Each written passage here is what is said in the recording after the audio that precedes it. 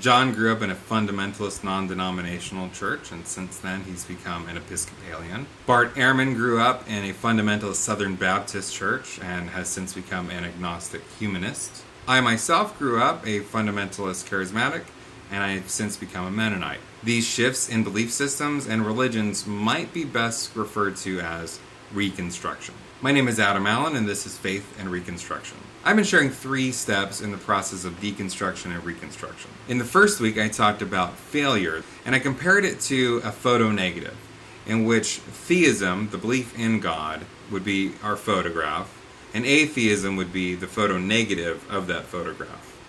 In which atheism and theism are really talking about the same picture, just one is talking about the positive of that picture, one's talking about the negative. Failure is the revelation that something within the picture is not depicted accurately. For the atheist, that means that if it's white, it's not supposed to be white, it's black.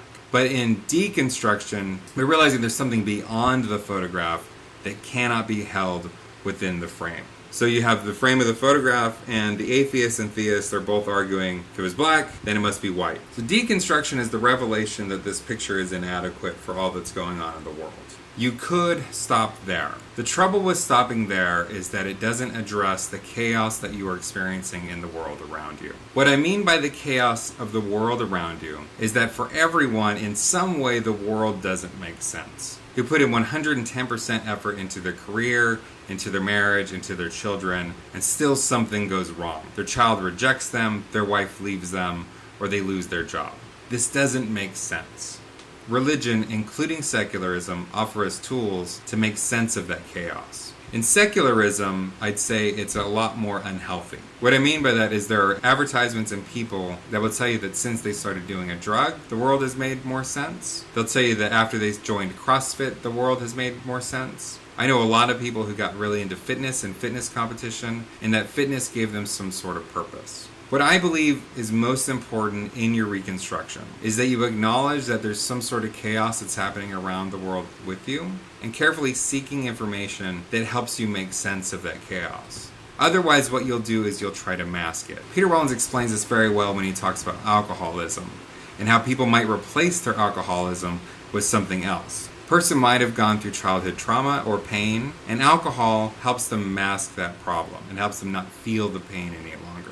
They might realize that they're an alcoholic and then decide to somehow overcome that alcoholism. There are some people who turn to 12-step or to therapy, and they're able to deal with the turmoil that's going on within them, and that helps them let go of the alcohol. Then there are people who might overcome their alcoholism through sheer will. They might decide, I'm not going to drink alcohol anymore.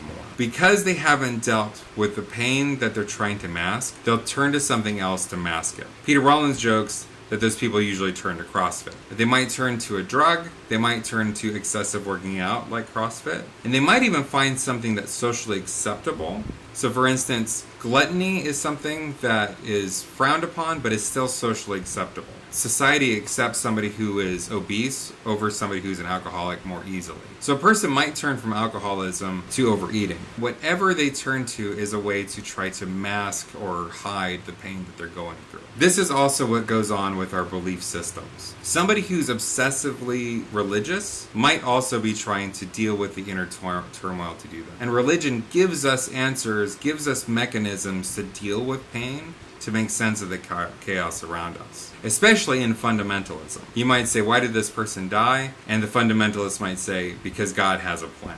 Just like the alcoholic moves into excessive exercise or overeating without realizing it, we have to make a conscious decision about what we choose to make sense of the world around us. So a person might leave Christianity and choose atheism because it offers a quick answer. Christianity doesn't make sense, so it must be wrong, atheism must make sense. And I'm only concerned if you are switching from this religion into this because it's a quick answer. The best way to know that you're in the reconstruction step and not the deconstruction step any longer is if you're able to look at belief systems and listen to other people's beliefs without becoming triggered and upset yourself, especially if you're able to listen to the belief system of somebody that you are formerly from. Meaning if you are fundamentalist or you come from fundamentalism, and you can listen to a person talk about inerrancy of scripture, or how you can't be a real Christian if you don't believe in a literal 6-day creation story. When you're able to hear those things and recognize that those are statements that are helping that person make sense of the chaos around them,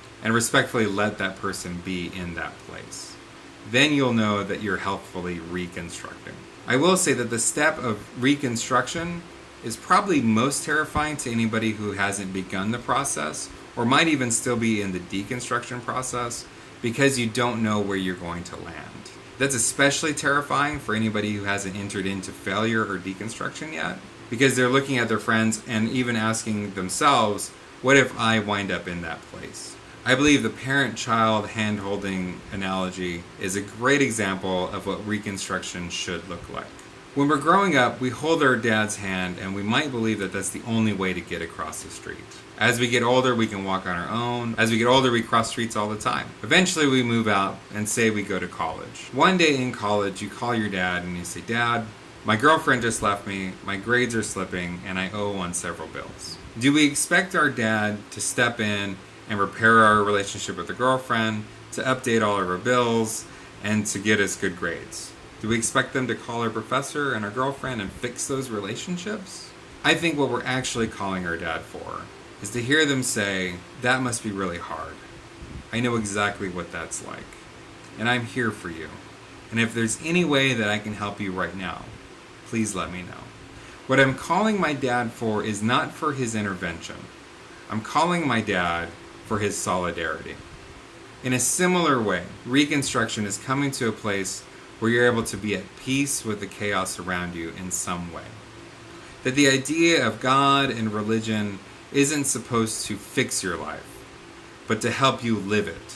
For this reason, I like to say that religion is the tool I use to make sense of the world around me. I hope that this video has encouraged you in some way. If you have any questions about deconstruction and reconstruction, or if you feel there's more I should have said or addressed, please message me. My name is Adam Allen. God bless you.